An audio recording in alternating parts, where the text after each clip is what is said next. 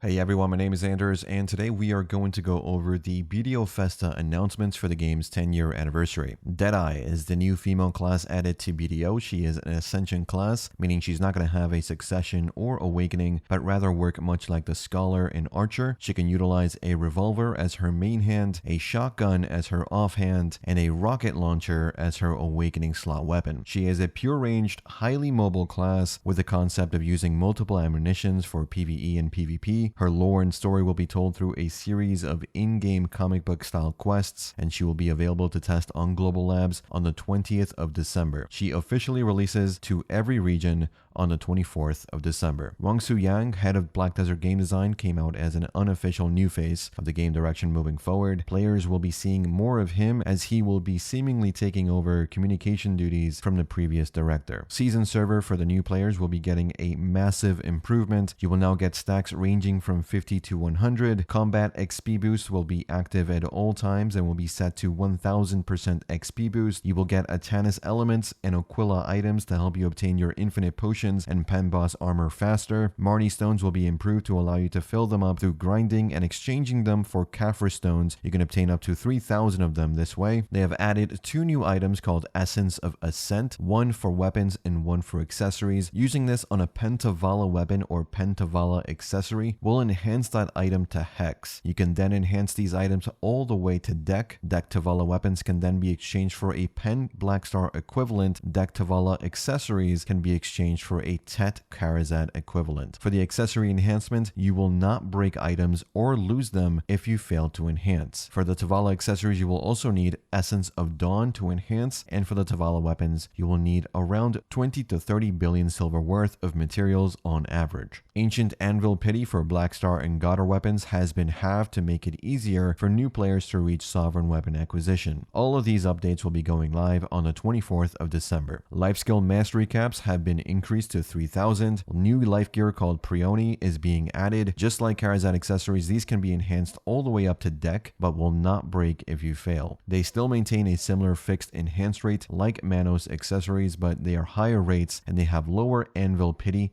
making them easier to enhance than Manos. You can also sell these on the market if you wish, and if you already own a Tri-Manos accessory or higher, you can exchange them for these new Prione accessories once this update goes live. There are new Manos tools added for cooking, alchemy, and other life skills that were missing them. The fish guide for the game has been updated to now work to record your biggest catch for that week and then reward you if you're the player who's managed to catch the largest of the designated fish that week. Sailing was also revamped to allow you to place sailors in designated roles on your ship. One of these is a fisher, which allows you to auto fish while you sail. You can think of it like AFK fishing, but while you're bartering or while you're sailing during your dailies. You will need a special fishing rod to activate this function, and only Carex and Panoxon will be able to do this. The first mate is another role you can assign, which will change according to the sailor. Some will have the ocean compass ability to allow you to navigate the ocean with full visibility. Others will allow you to repair faster, and others will allow you to sail faster. Each type of Carrack will have different number of slots depending on the type of ship. Sea crystals have been improved to have a narrower scale of stats so that the variance isn't so great when you get them and you don't need to deal with as much RNG. They have also added a way to infuse your sea crystal with an Ebonruth Knoll to create an Ebonruth Ocean Tier Knoll that you can use on your ship. Both types of Ebonruth Knoll will no longer consume durability. For training, mount XP rates have been improved by 25%. You can now register wild horses on your wagon directly instead of needing to go back to a stable, saving you time. The stat ranges for leveling horses has also been improved to now range from 0.6 to 1.3 per level instead of the minimum being 0.1. A training simulator UI is also being added that will allow you to see breeding chances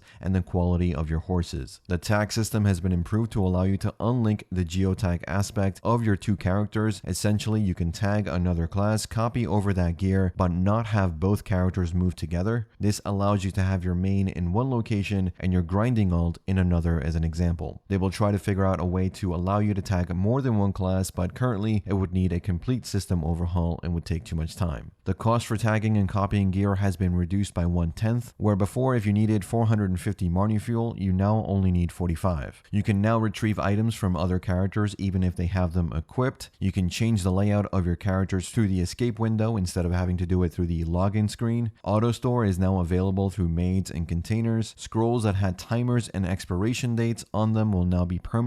This includes Old Moon Fortune Scrolls, J Scrolls, and Supreme Old Moon Scrolls. Continuous Daycare for Fairy will now delay for 1 second instead of 5 seconds. Guild missions have been revamped to allow you to select whichever mission you want. Rewards and missions will then be restructured to compensate for this change. You can now promote multiple workers per day. Opening and closing the world map has been improved to have less frame rate drops in crowded areas. For PvP, rewards have significantly been increased. Guild tier has been delayed. Resistances will be removed from functioning in PvP. Class-to-class damage ratios will be removed from the game. Instead, we're going to have a new system with every class getting placed into one of 4 categories: melee, magic, shield, and ranged. It's going to work similarly to a rock, paper, scissors format of damage and mitigation. These categories will be clearly labeled on each in-game skill description to make it easier for new players to understand their class and what category they're in. Succession and awakening will be treated separately. These changes will first come to global labs, and after extensive feedback, they'll eventually be pushed to live servers. RBF will give more rewards, and there will be a new matchmaking system in place. If you're AFK or leave, you won't get as many rewards. Guild League has been improved to allow you to make 3 teams for your guild. All of them will share MMR. Arena of Solare will have improvements through a brand new replay mode. Your matches will be saved so you can rewatch them in-game. You will have access to a free camera while you watch that playback to see everything going on during that match. You can also view other player videos if they send you the file and you're both on the same version of the game. The files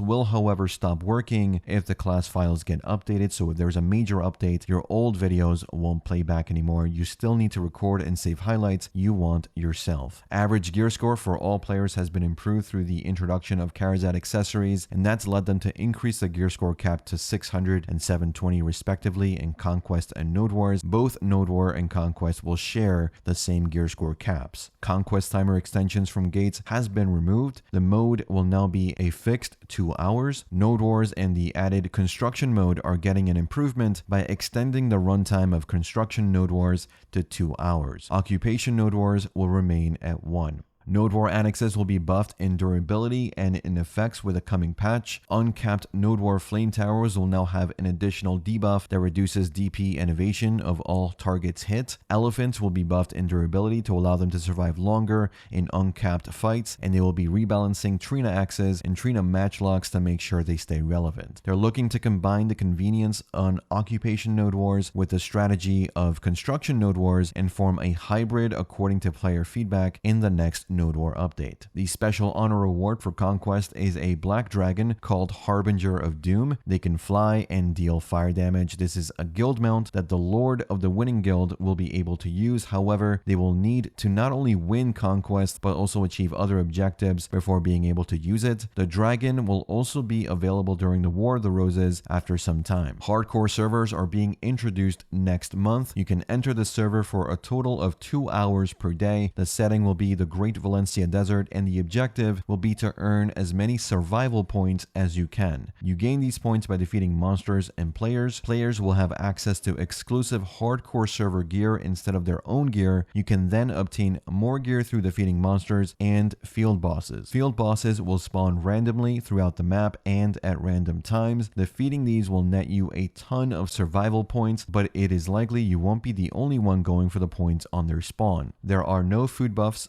no elixirs allowed. You can leave at any time you want, but if you do, you forfeit the rest of your daily time. If you die to a monster, if you die to another player, you lose a portion of your points, but you can resurrect freely as long as you have time left over. Sometimes if a lot of players gather in one zone, then a fog will appear, much like in Arena of Arsha, where only one player can survive. You lose gear durability when you die, and you are unable to repair, so you will eventually lose gear if you don't manage to get more. Rewards and more information is to come. You can basically think of this as the spiritual successor to Shadow Arena from years ago. Atoraxxion Orzekea is coming. Single player mode will come with the launch as well, so if you want to experience a story, you can do that right away. The trash trash mob areas in this dungeon will also be normal grind spots. You can also skip these to do the boss runs as well if you want to do that and speed up the run. All other Atoraxxion dungeons will also have this grind zone change after the release of Orzekea, so trash monsters in Atoraxxion dungeons will now be grind spots needing at least 350 AP.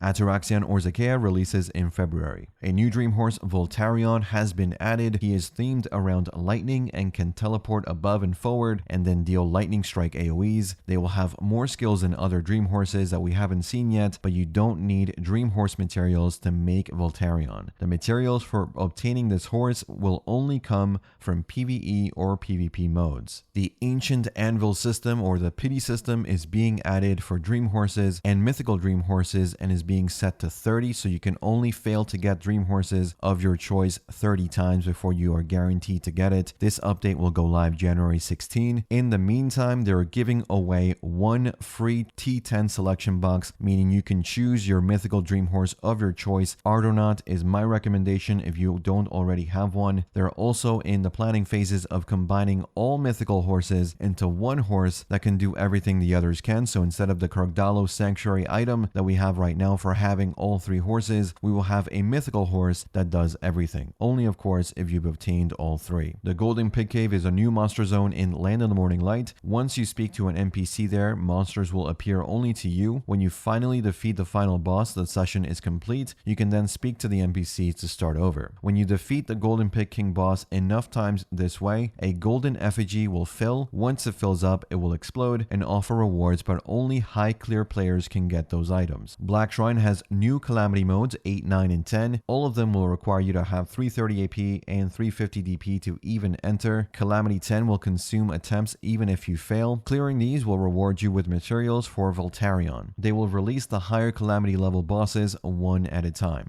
The new region, Land of Demons, or Edania, was showcased. It will be the location of the final chapters of the original BDO story. There will be a total of 5 areas, 4 of which were shown. Hakinza is a location that was previously shown during the release of Hashashin, the doors to Alia Eli. The next location is Orbita, the domain of the Lord Enzlar, whom you might know as the ancestor of the Valkyrie class. The third location is Etherion, where Jordine is currently Lord. The fourth location we were shown is Thefrios, a domain of Khafris, the immortal alchemist that is the final boss of the story. Each of one of these areas will have typical grind spots with a twist. The first player to clear each zone through the story will be made Lord or Edana of that area. As Lord, you gain access to 2 abilities. One ability is to PK without karma loss. The second ability is to gain a percentage tax cut of all the silver gains through grinding by other players in that area. As Lord, you may be challenged at any time to a 1v1 duel. You have to accept a challenge, and if you're not around for an extended period of time, the challengers can face a demon boss to take your title away from you. There will be more information to come about Land of Demons, Edania, but it is likely the new region won't be released till spring of next year. Snowboarding is coming back into the game. Previously, it was announced with Dragon release, but never actually released. Now this will be our winter event, but there will be a special course for snowboarding. You can griffin back to the start once you make it to the bottom, and you can also ice fish as well. They also announced a new outfit, the Numbura set. It comes in 3 styles, and each comes with a themed snowboard.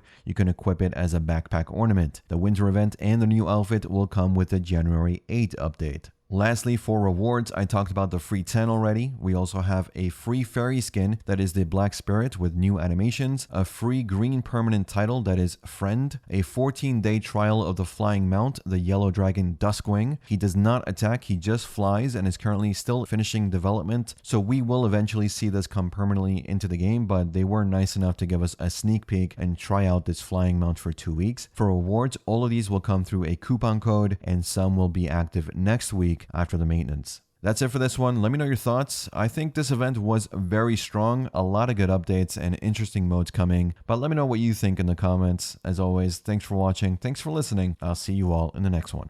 Take care.